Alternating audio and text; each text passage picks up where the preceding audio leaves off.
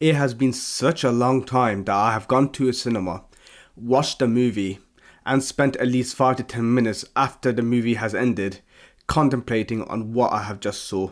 This film hit me in ways I didn't think it was possible, and that is not me overstating the facts.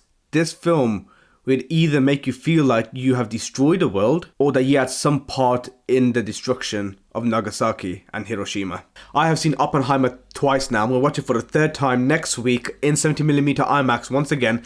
I cannot wait to see it, and this is a review which I was so excited to talk about. I love Christopher Nolan. I've loved his movies ever since I was a kid, and I had to do this review because I just don't think I could go without making one. But please show the respect and love for the writers, for the actors. According to the SAG-AFTRA and WGA strikes, I know they're going through a lot. A lot of work has been cancelled. No movies is being promoted, and honestly it's the fact that the corporate greed of production companies have made it much harder for our creatives to give the beautiful cinema masterpieces that we are seeing on our screens today, which includes Oppenheimer. The much anticipated Oppenheimer is a spectacle to say the least. And this film stars Cillian Murphy playing J. Robert Oppenheimer, who is the father of the atomic bomb. And this film takes us through a captivating biographical journey through his life, from the lead up to the Manhattan Project and after. Cillian Murphy's portrayal of Oppenheimer was phenomenal. His eyes expressed emotions which I didn't think it was possible, such as regret, despair, which resonates with quite a lot of audiences.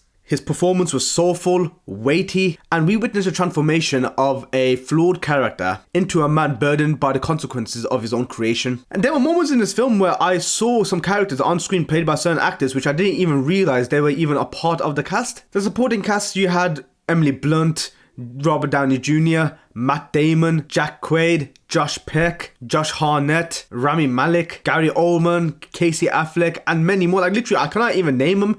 This film has probably some of the biggest casts which I've seen, and it's just a testament to how many actors want to work with Christopher Nolan, because a lot of these actors have just had small little moments in the film. They're not even worth a half a page of dialogue. It's ridiculous, but it just shows how captivating Christopher Nolan is as a director. And one of the film's most impressive aspects was the use of practical effects. We live in a time where movies are dominated by CGI, but Christopher Nolan is a true cinephile. He's a true filmmaker who wants to keep it as real as he possibly can, I guess. And Nolan's decision to keep the use of practical effects creates a beautiful and tangible cinematic experience. It's basically a cinephile's dream, reminiscent of classical films that value the art of practical filmmaking. And as the narrative builds up to the preparation of the bomb, the tension and anxiety was palpable, beautifully highlighting Oppenheimer's emotion rather than overshadowing us with the bomb spectacle. Ludwig Göransson did a phenomenal job for the score. It was haunting and it complemented the film perfectly. Although this is a film which was marketed as a bomb-making film, it's about Oppenheimer. The main purpose of the film is about Oppenheimer and showing how he is human. And that is, how does a scientist grapple with the fact that his creation will be the result of millions of people dying. And this film did an impressive job balancing the difference between the excitement of being a scientist and the dread of being a father of the atomic bomb. And as the plot of the movie moves towards Los Alamos in 1945, the tension rises quite a bit, where the Manhattan Project team starts preparing for the Trinity test, and a depiction of scientists, hovering over the big red button, unsure of the potential consequences. It creates a nerve-wracking and darkly humorous scene. The cinematography by Hoyt van Hoytema was brilliant, especially when viewed in IMAX 70mm. It added like a jaw-dropping visual dimension to the film. And throughout the movie, there are key elements that you need to look out for, and that includes loyalty and betrayal. The complex dimensions of loyalty through family, friends, and country is explored, and Christopher Nolan has done it again, delivering a visually stunning and emotional journey of a character. And I truly think that Oppenheimer is Nolan's heaviest movie, and this is not even him forcing an Oscar bait nomination.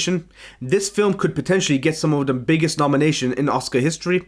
That may include the supporting cast, the original score, screenplay, directing, best actor, best actress. Like, this film could do it all. The performances, the filmmaking, the editing, the score, the cinematography, all is phenomenal. I think Robert Downey Jr., even though he had probably not even that much screen time, I think it's about maybe 5-10 minutes of screen time, even less than that, I have felt so captivated through his acting that I genuinely think that his performance overshadowed quite a few people, and I would not be surprised if he gets a Oscar nomination for Best Supporting Actor. This shows why he actually mentioned the fact that Oppenheimer is the best film that he has ever worked on, and you'll know exactly what I mean and exactly what he means by watching the movie. Oppenheimer is a must-see film for those who appreciate great storytelling and thought-provoking cinema. With exceptional performances, practical effects, and a gripping narrative, Christopher Nolan has just proved to everyone why he is one of the most celebrated directors of our time. If you love cinema and you want to be captivated by a biopic, then this is the film for you.